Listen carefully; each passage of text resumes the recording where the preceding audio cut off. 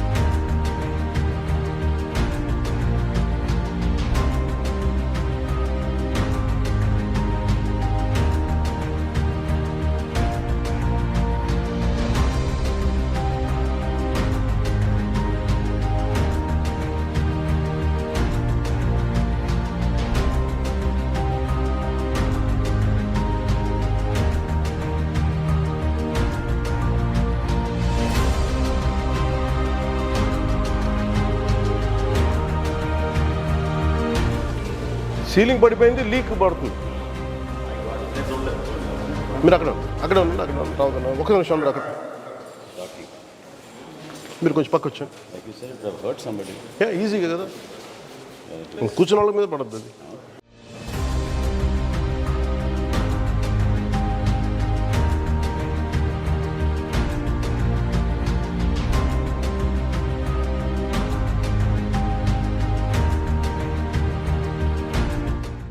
Cost initial అనుకుంది ఎంత over run అయ్యారు మీరు? సార్ ఫేజ్ 1లో 159 crores యాక్చువల్గా మనకు శాంక్షన్ చేశారు సార్. ఫేజ్ 1లో ఓన్లీ మనం గ్రౌండ్ లెవెలింగ్, ఎగ్జిస్టింగ్ బిల్డింగ్స్ ఉన్నాయి సార్, హరిత బిల్డింగ్స్, అవి dismantling, ground levelling, slow protection మొత్తం కలిపి 159.31 crores sir. Okay. Next second ఫేజ్లో 94.49 crores శాంక్షన్ చేశారు సార్. అది 3 blocks sir, Vijayanagara, Vengi and Gajapati బ్లాక్స్కి ఓన్లీ ఫర్ స్ట్రక్చర్స్ సార్. మళ్ళీ ఫేజ్ 3లో 112.76 crores శాంక్షన్ చేశారు సార్. ఫేజ్ 1, 2, 3 కింద చేశారు సార్. ఫేజ్ 3 అంతా కూడా architectures. Total project cost estimated ఎంత, కంప్లీట్ అయ్యే వరకు ఎంత అయింది? యాక్చువల్గా 92.72 crores సార్. యాక్చువల్గా అది దాని నుంచి 434 కిలో. అవును సార్.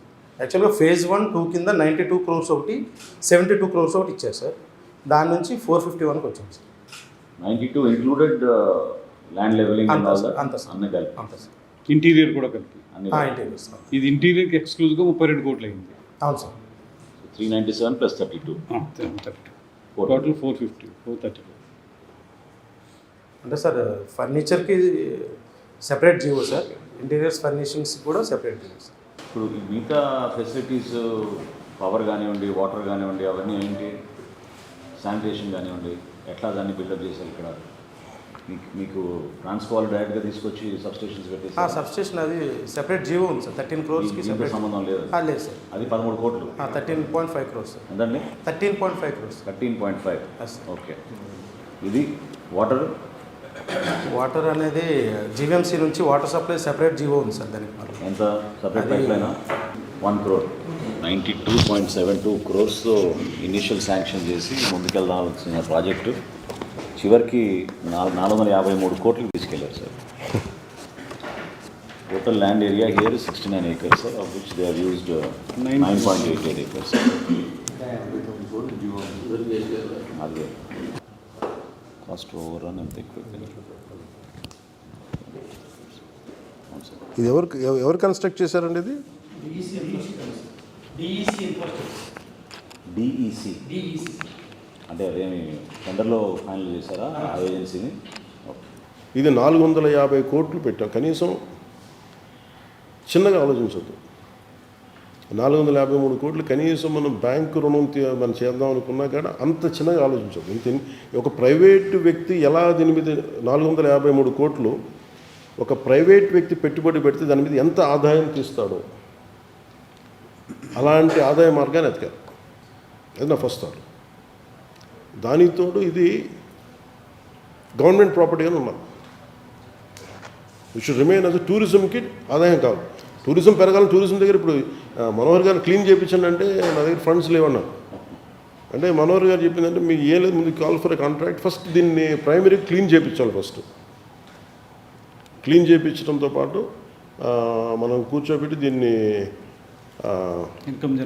ఇన్కమ్ జనరేటింగ్గా కావాలి. ఇన్కమ్ జనరేటింగ్ సింపుల్ ఏంటంటే ఇది డెస్టినేషన్ వెడ్డింగ్ లేదంటే ఈ మైస్ ఈవెంట్స్కి సిటీ ఇట్ సెల్ఫ్ ఈజ్ అందరు రావడానికి ఉంది కాబట్టి ఈ మన మీటింగ్స్ను ఈ మీటింగ్స్ మైస్ అంటే meetings, incentives, conferences and exhibition.